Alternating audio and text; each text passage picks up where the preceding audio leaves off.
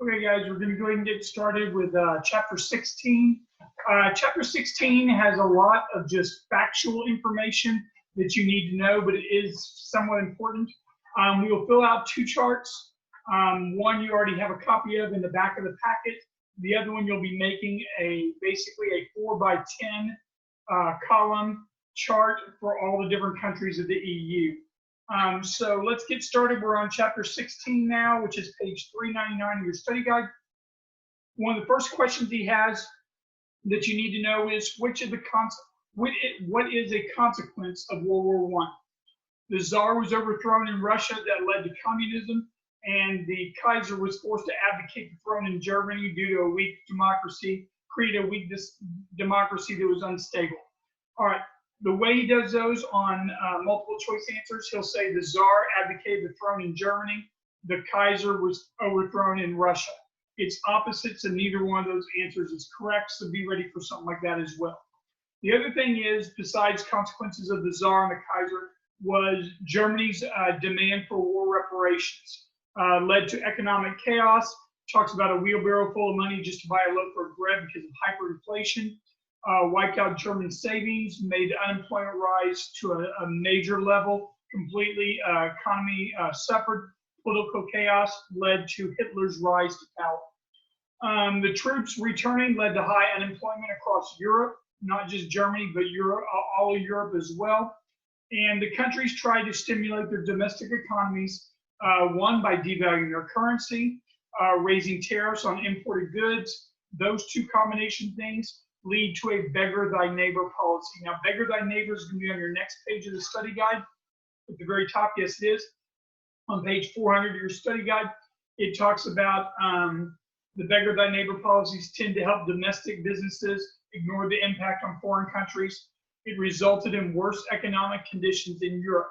And then you have on C, 1 through 10, at the very top of page 400 of your study guide, things that a beggar thy neighbor policy did. Now, beggar thy neighbor policy is to stimulate the domestic economy by not allowing foreign goods to come in really or at a higher rate. Therefore, you buy domestic.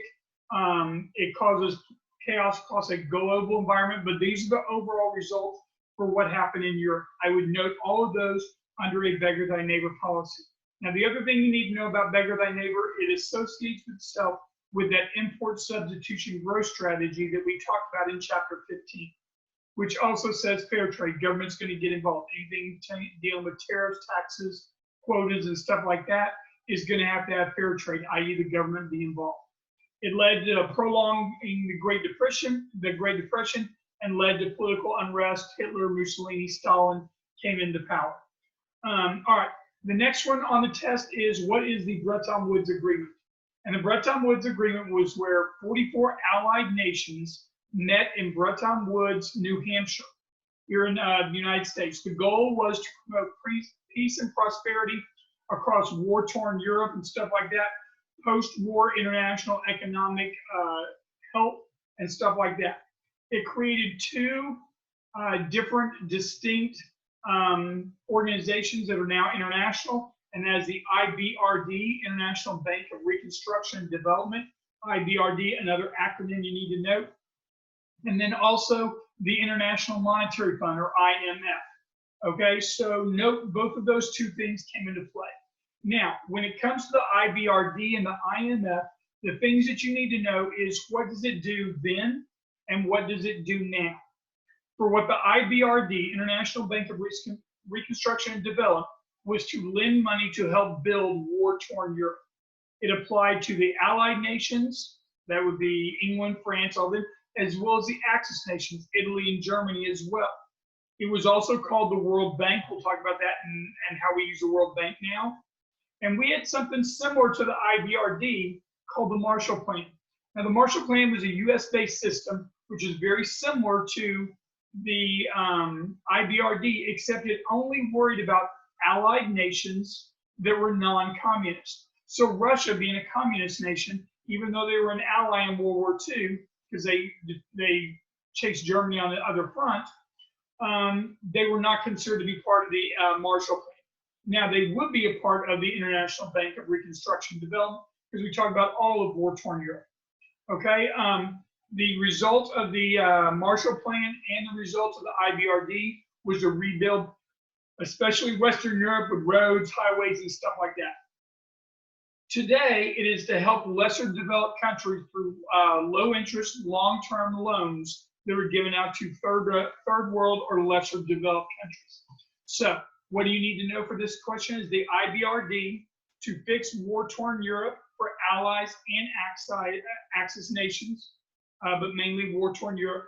We had something similar to the Marshall Plan that dealt with all our allies except for communist ones, i.e. Russia, to help build war-torn Europe as well. Now it deals with lesser developed countries. All right, the other one that we talked about was the IMF, International Monetary Fund. The International Monetary Fund was originally passed to help stop beggar thy neighbor policies that occurred in World War I and stuff like that from happening post-World War II in Europe. It created also a new international monetary system and stuff like that.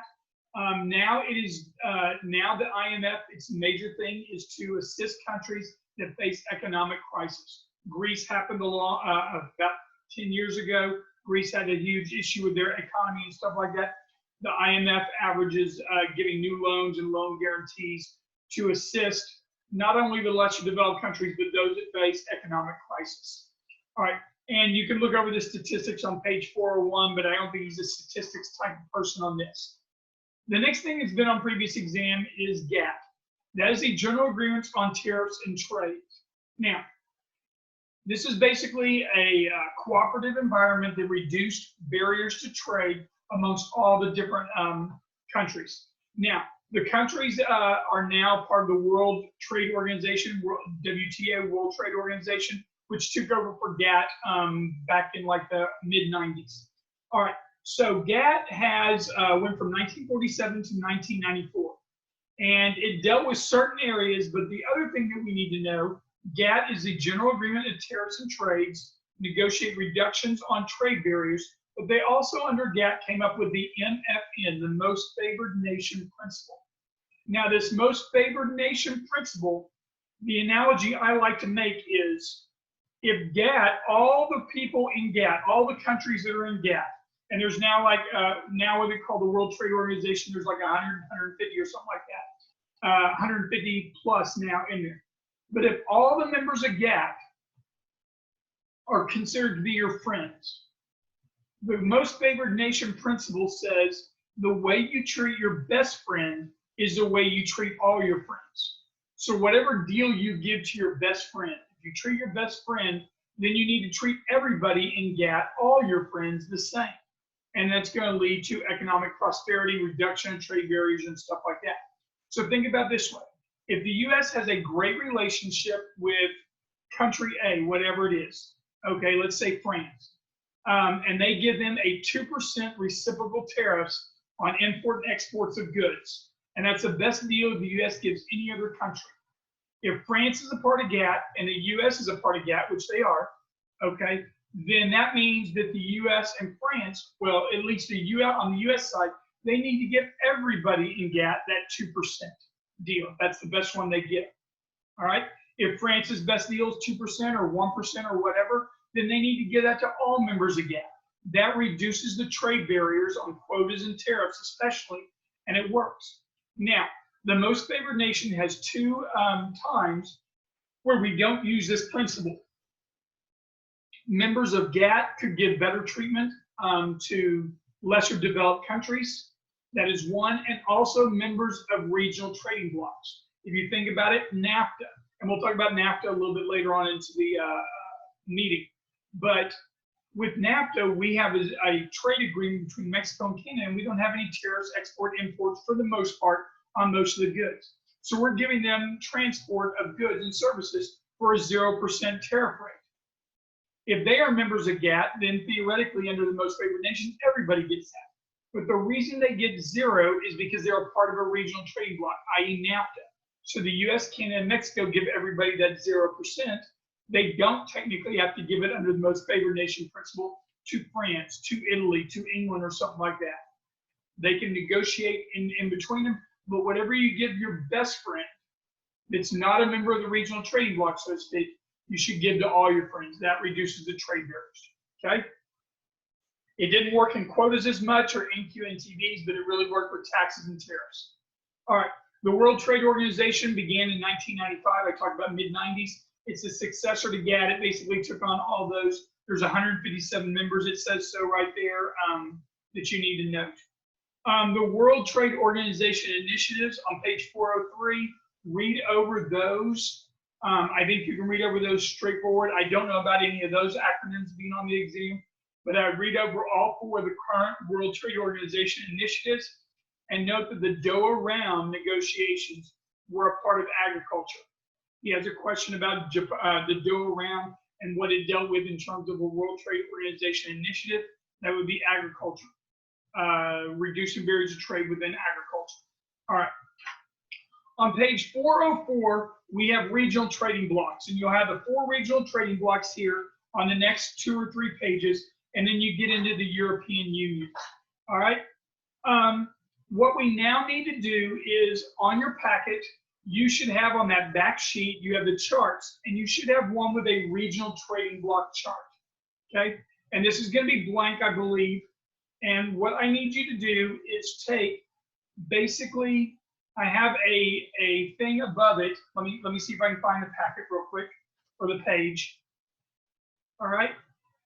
You have in your packet a list of all the terms and concepts associated with chapter 15 and 16. Terms and concepts, global environment, stuff like that. All right, at the very end of that talks about regional trading blocks and different types of regional trading blocks there are. And then it gives you a little half a page to be able to do it. Now, I made you a chart on that chart sheet that should not be X'd out. If you're in 209, I X'd it out because they don't have this chapter. But in that little block of characteristics, you should have 5 things right there. All right. I don't know if I filled it in. I don't have that sheet with me right now, but if I don't have it filled in, those 5 in a row are those 5 dots in your packet. So there's going to be the free trade area, and there should be 2 dots under a free trade area. Okay.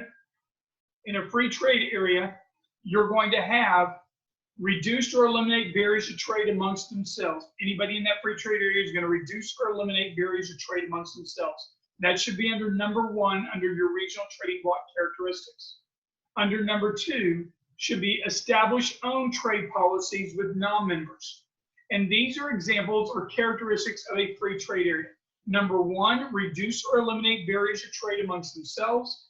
And number 2 should be establish your own trade policies with non-members or not people in your regional trading block. Now, the third row should be for customs unions. And it says adopt common trade policies with non-members, meaning a customs union as a collective group can adopt trade policies with non-members as a collective group, whereas a free trade area will not.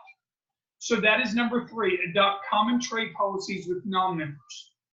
Number 4 is drop barriers to the means of production, labor, capital, all that stuff. Number 4 is drop barriers to the means for production, labor, capital. Okay? And number 5 is similar micro, macroeconomic policies, macroeconomic policies, and you give up maybe your sovereignty in certain areas, especially economically. Now, here's how the chart works. We're going to put check marks on which ones apply to each of the different types of regional trade blocks. And then once we've done that, you can use your chart to distinguish between, say, all the different ones. So the first one you have, that first column should be the free trade area, FTA, free trade area. You're going to put a check mark in numbers 1 and 2. They do not have numbers 3, 4, and 5. So you X out 3, 4, and 5. For a customs union, they have number 1, 2, and 3, but do not have numbers 4 and 5. In a common market, the third column, common market, you should have numbers 1, 2, 3, and 4 checked off, but not number 5. And then for an economic union, they're all checked off. They do all of those things. And then after that, we're going to give some examples. We're going to fill in some examples of different ones that fall under this system. All right. So once again, free trade areas numbers 1 and 2 only. Customs unions numbers 1, 2, and 3. Common markets numbers 1, 2, 3, and 4. Economic union all 5. So if he asks you a question on the exam, it says, what's the difference between an economic union and a common market? Well, the only difference between them is a economic union will establish similar macroeconomic policies, whereas a common market will not. That's what you're looking for. What's the difference between a customs union and an FTA, free trade area? The major difference would be a customs union can adopt common trade policies with non-members, whereas free trade areas typically do not. What's the difference between a common market and a customs union? A common market will drop barriers to trade of means of production, labor, capital, whereas a customs union generally will not. Okay. Now the harder questions that come about is, what is the fundamental difference in terms of characteristics between, say, the Mercosur and NAFTA? Well, then you have to you're talking about 2 different regional trading blocks, and you need to know which kind they are. In doing this chart, we're going to fill in which ones fall under which, and then we can answer a couple of those follow-up questions. Under a free trade area, NAFTA is the biggest one that we need to know about. For NAFTA, US, Canada, and Mexico, possibility of Chile later on. APEC, APEC, and ASEAN, ASEAN. All of those are acronyms. NAFTA, APEC, APEC, and ASEAN, ASEAN. Okay? Those are all going to be free trade areas. And we'll talk about the countries that are listed in those free trade areas a little bit later on. The next thing you have is a customs union. The 2 major customs unions that you need to know about are the Mercosur, MERCOSUR, Mercosur, and the ADEAN PAC, ADEAN PAC, PACT. Those are both examples of customs union. Now we have a follow-up question when we go over those countries that we'll go over a little bit later on in a little while. Okay?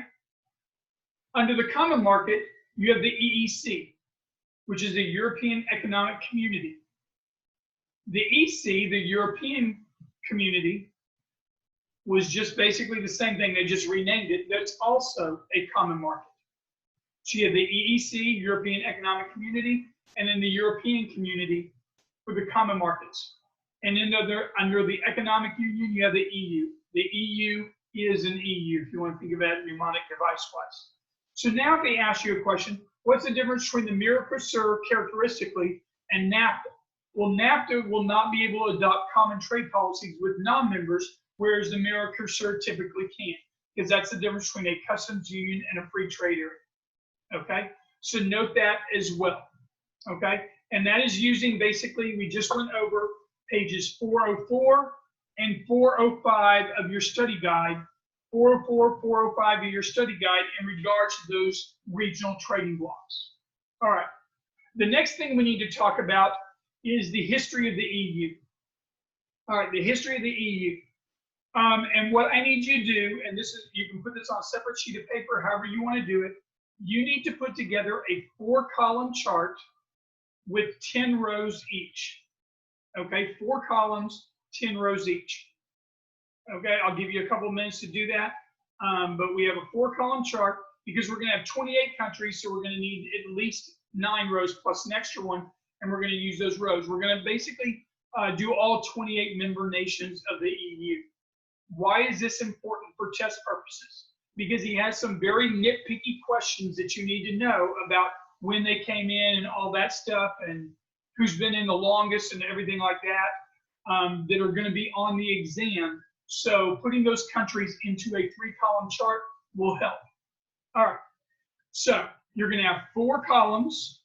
The first column is just going to be the years and stuff like that. The 3 columns are going to be putting in countries. So you're going to have certain time periods are going to have 3 countries in them. Some are going to have 6, some are going to have more, okay? All right, the first thing we need to do is you need to understand in 1957, we had the Treaty of Rome. And the Treaty of Rome created a European Economic Community. This European Economic Community is an example of a common market. And that's why we put the EEC under a listing of examples under common market. Now, there were 6 nations that started this up. So if you want to put in the far left column or the far left row, the first row, okay, if you want to put 1957, and in the row right, and then the one right below that, put Treaty of Rome, maybe in parentheses. These first 6 countries that are going to take those 2 rows up are the beginning countries of the EU. All right? So, in 1957, the European Economic Community was created, the EEC. There were 6 nations. So, on row 1, you're going to put 3 of them, and on row 2, you're going to put 3 of them. These are going to be the initial 6. France, West Germany, Italy. France, West Germany, Italy, Belgium, Netherlands, Dutch, Holland, whatever you want to say, Belgium, Netherlands, and Luxembourg. So if you want to, after that, put a long, right before you start row 3, put a little heavier line. Those first 6 are the original ones. Now, here's the way one of these questions comes about, and it can be done for basically anything, and this is why we do the chart. Which country has been in the EU the longest? Well, if you're given one of those 6 original countries, it's going to be one of your answers, okay? And that may be an A and B if it gives you 2 of them. Those have been in the longest, obviously. Then we're going to add some more. So the next row, after you've done those first 2 rows, the next row is the 1970s. So if you want to just put 1970s, we're adding 3 new countries there. So on your row, you're going to have 1970s, you're going to have Denmark, Ireland, and the UK. Denmark, Ireland, and the UK. And this is on page 406 of your study guide. All right? And we changed it from the EC to the EC. All we did was change it from the European Economic Community to the European Community. We just changed the name. It's still a common market, so there's no major change. In the 1980s, we added, so 80s would be your next row, you added Greece, Spain, and Portugal. Greece, Spain, and Portugal. All right? In 1993, you had the Treaty of Maastricht. The Treaty of Maastricht created the EC to become an EU, an economic union called the European Union. So we went from the EEC to the EC, both of them common markets, to after the 1993 Treaty of Maastricht, and don't get that confused with the Treaty of Rome that created the original EEC. The European Union, Economic Union, was created in 1993. Now in 1995, or in the 90s, you had 3 more countries join. So on your next row, you're going to have 1995 or the 90s. Austria, Finland, and Sweden would be on that row.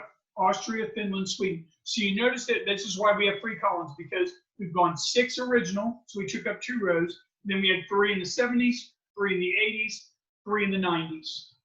All right? Now, in 2004, so in the 2004 situation, you have 10 new countries. 10 new countries. Now you're going to put these in three rows, and then the 4th row as well. And these are on page 406 and the top of 407. It's the 10 countries. I'm going to name them real quick, but you can look at those to write them into your chart. Czech Republic, Cyprus, Estonia, Hungary, Latvia, Lithuania, Malta, Poland, Slovak Republic, Slovenia. Once again, Czech Republic, Cyprus, Estonia, Hungary, Latvia, Lithuania, Malta, Poland, Slovak Republic, Slovenia. All right?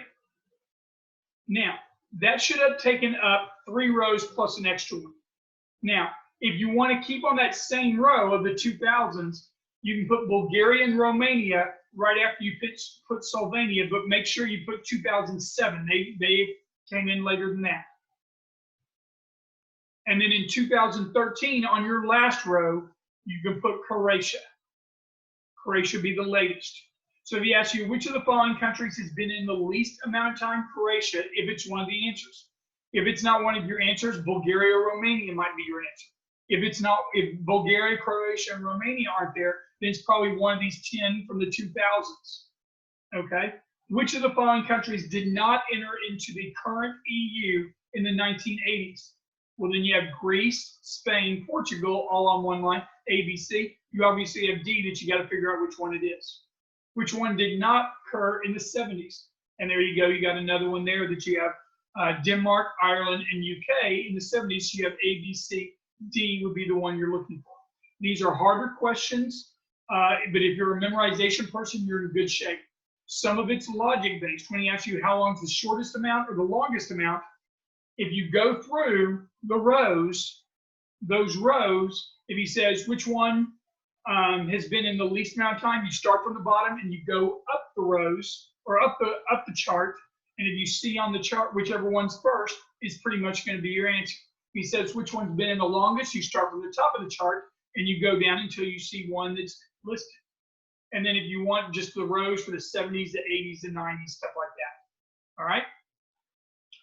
Another question that you might have, which of the following countries entered into the EU,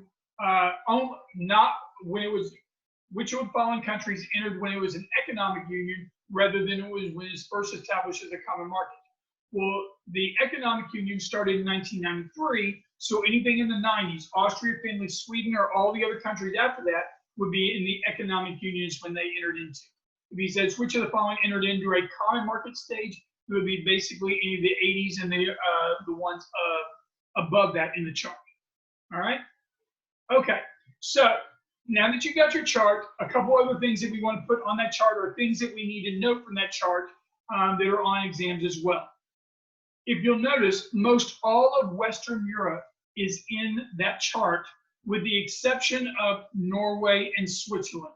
Norway and Switzerland are not a part of the EU. You have Brexit. England will not be a part of the EU after a while, still going through all the motions and stuff. But Norway and Switzerland were asked to join but declined and are not EU members. Okay?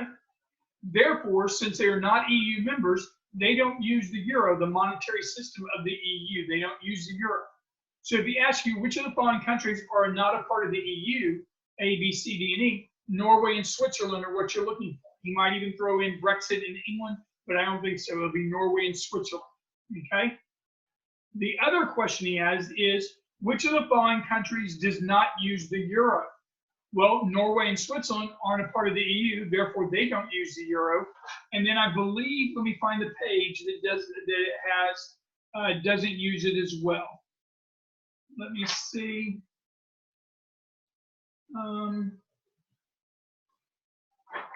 I can't find it, but let me give you the answer real quick here.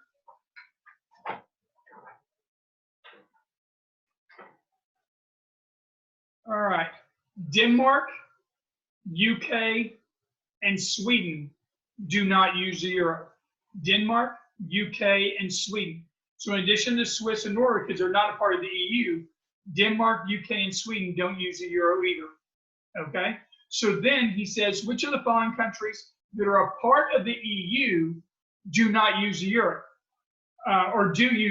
Which of the following countries do not use the euro? Denmark, UK, Sweden. And you can phrase it any way where it's like, which of the following countries uses the euro that is a part of the EU? Okay? All right, so that is, in a nutshell, basically page 406, along with a couple of things dealing with the euro. On page 407, there's 4 primary institutions of the EU. Now, this is where he usually doesn't get to talk about it. He might even not talk about it much in the video, but here we go, the 4 primary institutions. The European Council of Ministers, the European councils, 28 representatives, 1 for each member nation. That's similar to the US Senate. Think about it, we all have 2 members of each state, has a senator or 2 senators from each state, so equally represented. That is going to, European Council of Ministers is similar to our US Senate. The Commission of the European Union is similar to our administrative agencies, our bureaucracy system. Okay? Number 3, the European Parliament is similar to our House of Representatives, and the European Court of Justice on page 408 is similar to our Supreme Court system as well. Okay? Now, the rest of the couple of pages I haven't heard about much being on the exam.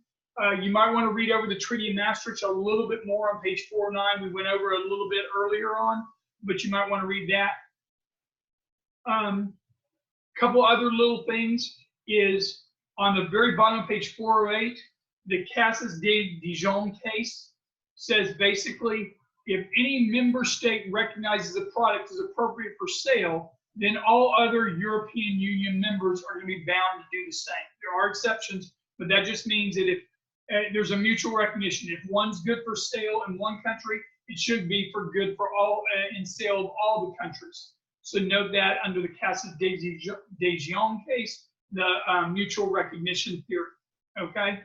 I think that is it for the EU in terms of major material that's been on the exam. I'm trying to find where it says about the euro not being used. I don't know if it was taken out, but he has a question on it. Here we go. It's at the very bottom of page 409. UK, Denmark, and Sweden chose not to participate in the European Monetary Union, which means they do not use the euro. Economic and Monetary Union, sorry. Okay. All right. I think a lot of people know NAFTA, which is on page 410 of your study guide. So I'm not going to go over NAFTA very much. You can read over the little NAFTA part, except for screwdriver plants and rules of origin on page 411. This has been a question on the test as well. We have in NAFTA, and I would note free trade area NAFTA. What is a screwdriver plant, first of all, and how do we fix it? A screwdriver plant on page 411 is where a foreign non-member makes something in its home country, slips it into a member nation pre-assembled, where they only need to screw a couple of things in, and thus making it made in, say, Mexico, and then sending it on. So say we have a Chinese product that they ship to Mexico. Mexico turns a couple on a maquiladora, some, near the border, some little manufacturing plant. They turn a couple of screws, and they say made in Mexico, and then they ship it through NAFTA to US, Canada markets. Well, if there's 0% tariffs and trades on that, then China government is basically theoretically avoided all those taxes and tariffs that we have with the Chinese government, with the country of China, by just doing this screwdriver plant. Well, NAFTA tried to stop this and limit screwdriver plants by having what we call rules of origin. Rules of origin determine if a good is truly North American made. There must be a substantial transformation from the original product. If it was sent over from another country, there must be a substantial transformation to be generally required as a rule of origin. If it's not, you meet with the screwdriver plants and the rules of origin, they're not going to allow it to occur. All right. The next question that we have is over the Mercosur, the ADIAN Pact, and the ASEAN and APEC on the next couple of pages. All right. First of all, the Mercosur and the ADIAN Pact. Here's the one thing you need to know. They both started with an import substitution growth strategy. They're both Latin American, South American countries predominantly, and they moved away from that import substitution growth strategy in the 80s and the 90s.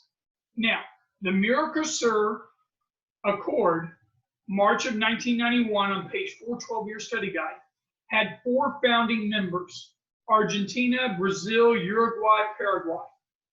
Okay, Argentina, Brazil, Paraguay, Uruguay. Note those 4. It created a customs union. Remember, customs union has the free trade area characteristics, along with they can adopt common trade policies with non-members. Bolivia and Chile later on joined, and they are considered to be associate members in only the point of free trade area. Okay? Now, there's one question that people have asked about, and I think it might be also one in the back of the study guide, in which he says, which of the following is a Mercosur country? So you might want to look in the actual book itself and see if there's any others. I'm going to look real quick and see if the new book did it. The new book has Brexit, so you might want to note that on page 327 of your actual book, Brexit. But the Mercosur, Argentina, Brazil, Paraguay, Uruguay are located. Implementing, it has Bolivia, Chile, Colombia, Ecuador, Peru, Venezuela later joined the Mercosur as associate members in its free trade area, but not full-fledged members. So on page 331 of your study guide, where it says in the study guide, 331 of your book, when it says Bolivia and Chile joined later as associate members, you can add also Colombia, Ecuador, Peru, Venezuela. They are associate members. They are not full members, so they don't get everything from the customs union, they get the free trade area benefits. And if you remember that chart, those first two they get, but they don't get the third one. All right? Now, the ASEAN Pact is on the next page. The current members of Bolivia, Colombia, Ecuador, Peru, Venezuela. Okay? It was original members were Bolivia, Chile, Colombia, Ecuador, Peru. Chile later dropped its membership and was replaced by Venezuela. So those are the current members. Those members are members of the ASEAN, members of the Mercosur, if you think about it, at least as an associate member. Okay? So if you think about it, the ASEAN Pact is a customs union. They have their own customs union. They agree to be associate members of one another. So all members of the ASEAN Pact are associate members of the Mercosur. And therefore, they get all the free trade benefits, but not the customs union benefits. The Mercosur, those members are members, associate members of the ASEAN Pact, not full-fledged members, and they get the free trade area characteristics, but not the customs union ones. Okay, so note that. And on page 331, you have a list of all the countries. He has had a question on the Mercosur that is not one of the ones in the study guide on page 412. So you might want to look over page 331 of your book. Okay, and that is an updated thing in the new book edition. It was updated and adds in more countries. Okay. The last two things we need to talk about from chapter 16, like I said, it's a bunch of countries you need to know. ASEAN versus APEC. They're both free trade areas, meaning on free trade areas, ASEAN, APEC, NAFTA is an example. ASEAN is to create political cooperation, economic cooperation within the region. It is a lot of Pacific Rim countries. A lot of them are going to be the wannabe tigers. You have Thailand, Myanmar, Indonesia, Singapore, Philippines, Malaysia, Laos, Cambodia, Brunei, Vietnam. All of those are members of ASEAN. It's a free trade area. Their goal was to, by the end of the decade in 2003, to eliminate barriers to trade on goods being imported into those countries. On the last page of your study guide for chapter 16, you have APEC. APEC has the most of those members of ASEAN. So most of those members that you have in ASEAN on page 413 are also members of APEC. The four tigers are in there as well. So if you want to add in Taiwan, Republic of China, Hong Kong, stuff like that. NAFTA nations, that would be US, Canada, Mexico, Chile, Japan, Russia, China, Australia, New Zealand are all examples of that. So if you ask your question, says, what is the US a part of in terms of regional trading blocks? Well, obviously NAFTA is an easy question, but they're also part of APEC. And then we talked about the Quad and the Triad, but those are not regional trading blocks. That was at the very beginning of chapter 15, in fact. Okay? So note that as well. Mainly the Asian Pacific Economic Cooperation is a lot of Pacific Rim countries, but it includes others like us and Australia, China, New Zealand, stuff like that as well. Whereas ASEAN is pretty much all of the Pacific Rim Southeast Asian countries, most of them being wannabe tiger type situations, Singapore being a four tiger. All right, that's it for chapter 16. Once again, big time, all the questions in the back of the study guide for chapters 15 and 16 are eligible on the exam. From what I'm gathering and talking to a bunch of people over the course of time, he only has about 60, 65 questions total in his test bank. You have 40 of them between 15 and 16. So a large predominant portion of the questions that he has are in here. Now, what you don't have in here are a lot of the characteristics of each of the types of regional trading blocks. And you don't have, although you do have the associate members of the Mercosur and the full membership, like numbers 16 and 18 that are in the study guide as well, you do have those questions also. All right.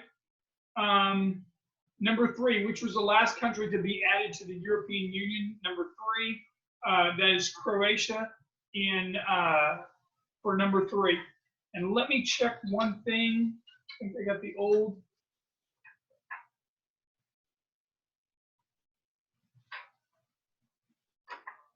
Okay.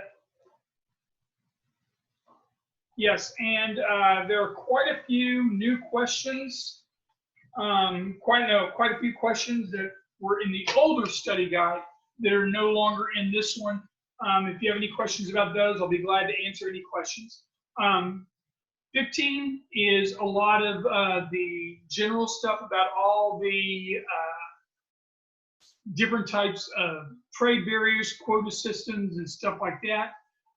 Types of ways that global cooperation exists. And chapter 16 has a lot to do with countries and when they entered, who is a part of what, regional trading blocks and stuff like that.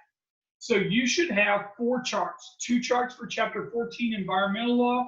You should have a chapter 16 chart with regional trading blocks that you filled in, that I gave you that you filled in. And then you also made hopefully a 4-column, 10-row chart with all the countries, all 28 countries of the EU, just to help you with any kind of questions you may have in regards to that stuff.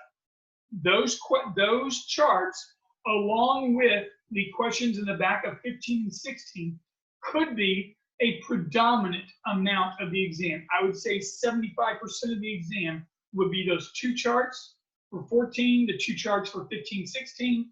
The questions in the back of 15 and 16 would be a large percentage of this exam. Now, whether you get 50 questions or 25, like he's done the last couple of tests, I don't know. If you have any questions, feel free to email me, text me. I'll be glad to answer any questions. I'm going to put out a video either in the next day or 2 going over grades and going over the 2 packets of the final exam. It's going to be one video that's going to go over basically, here are the major things you need to know for the exam. And then I'm going to do a chapter 1, 2, 3, and 4 videos, similar to what I've done here, maybe at a little faster pace because you already came for exam 1 and stuff like that. But we'll do that for chapters 1 through 4, and then I'll keep the videos up for the rest of the chapters if you want to look those over as well. But I will do a grades video, and then also either combine that with a here's what you need to know finals, focus on this stuff video, probably put all one together. I may wait until after the 4th exam is over for you guys. If you have any questions, once again, get in touch with me.